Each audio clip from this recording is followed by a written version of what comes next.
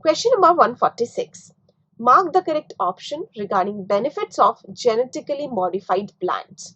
The very first option given is they are most susceptible to abiotic stress, and this is an incorrect option because these genetically modified plants are more resistant and not susceptible to abiotic stresses. The second option given is all of the GM plants are nutrient deficient, and this is an incorrect option because most of the GM plants, they are rich in nutrient. For example, we have golden rice. The next option given is pest resistant plants have reduced reliance on chemical pesticides, and this is a correct statement as well as a correct option and is a correct answer to our question because genetic modifications are aimed at improving certain characteristics of plants. So pest resistant plants, they have reduced reliance on chemical pesticides. The last option given is the increased efficiency of mineral usage has led to depletion of nutrients in soil, and this is an incorrect statement because these genetically modified plants, they prevent the early exhaustion of fertility of soil. So the correct answer for this question is option number 3. Let's discuss our next question. Question number 147. Read the following statements and select the correct option. And the very first statement is, during autoradiography, cells or colonies having the mutated gene do not appear on the photographic film. And this is a correct statement. The second statement given is, probe doesn't have complementarity with mutated gene. And this is also a correct statement because this probe used in autoradiography are complementary to a particular gene. And when this gene gets mutated, the sequence of this gene gets altered. So this probe is no longer complementary to mutated gene. As a result, cell or colony having the mutated gene will not appear on the photographic film as a probe doesn't bind to those mutated genes. So the first and second statement both are correct, and the second statement, that is probe doesn't have complementarity with mutated gene, explains the very first statement.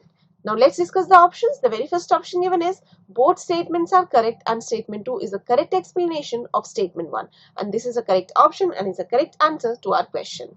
Option number 2 is both statements are correct and statement 2 is not the correct explanation of first statement. This is an incorrect option. Both statements are incorrect. This is also an incorrect option. And last option is statement 1 is correct but statement 2 is incorrect, is also an incorrect option. So the correct answer for this question is option number 1. Let's discuss our next question.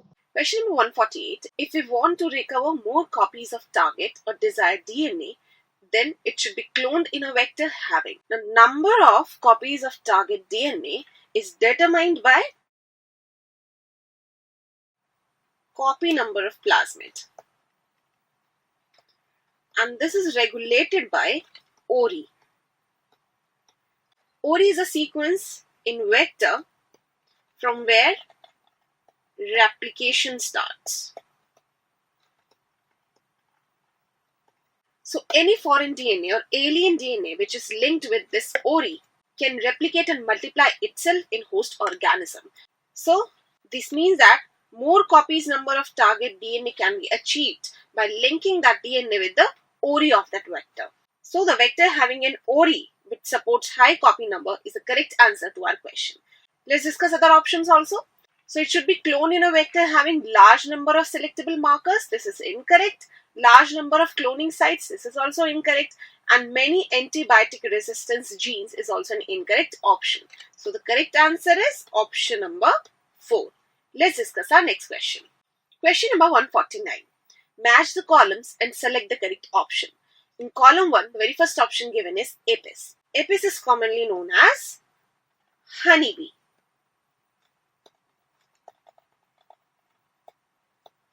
And it is known for its product beeswax. So the very first option in column 1 goes with the third option in column 2. So A goes with 3. The second option given in column 1 is Hilsa, and Hilsa is a marine fish. So B goes with 1 in column 2. The third option given in column 1 is mule. Now this mule, which is a sterile animal produced by cross between horse and donkey. And it's an example of interspecific hybridization.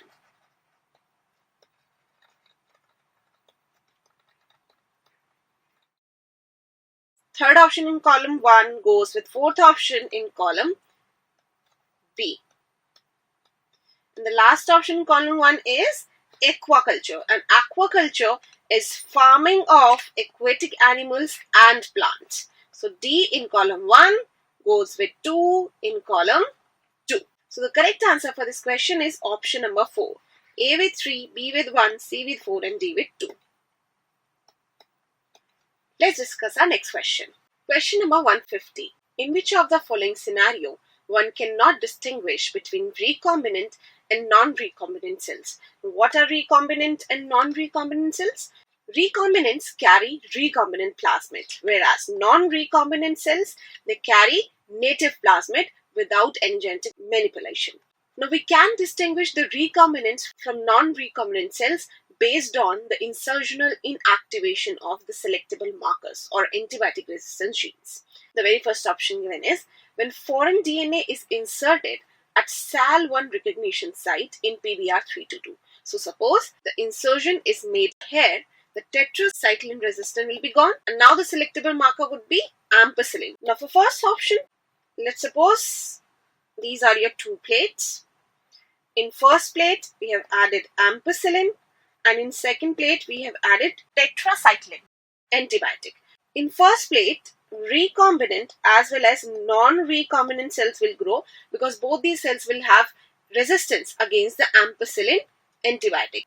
Whereas if we grow these cells on tetracycline plate, only non-recombinant cells will grow on this plate because those cells which will have this recombinant plasmid will not provide any resistance against tetracycline. So they become tetracycline susceptible. So they will not grow on this tetracycline plate and only non-recombinant cells will be grown here. So based on this, we can distinguish between recombinant as well as non-recombinant cells. So this is an incorrect option. Option number 2 is in PBR322, foreign DNA is inserted at HIND3 recognition site.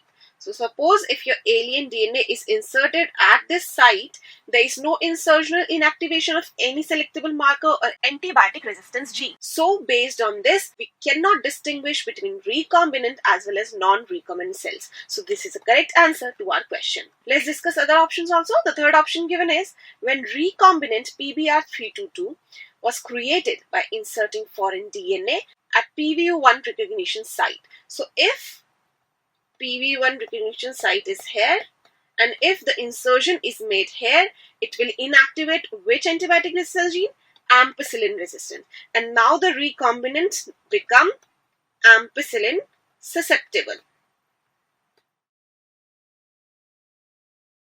So now if we grow these cells on ampicillin as well as tetracycline, this is ampicillin plate, only non-recombinant cells will grow, whereas on the tetracycline plate, both recombinant as well as non-recombinant cells will grow. So based on insertion inactivation of this ampicillin resistance gene, we can distinguish between recombinant and non-recombinant cell. So based on this, we can distinguish between them. So this is an incorrect option. The last option given is recombinant PBR322, which was introduced in a cell, carries foreign DNA at PST1 recognition site. So if we insert here, the same logic follows. So this cannot be a correct answer. So the correct answer for this question is option number 2. Let's discuss our next question.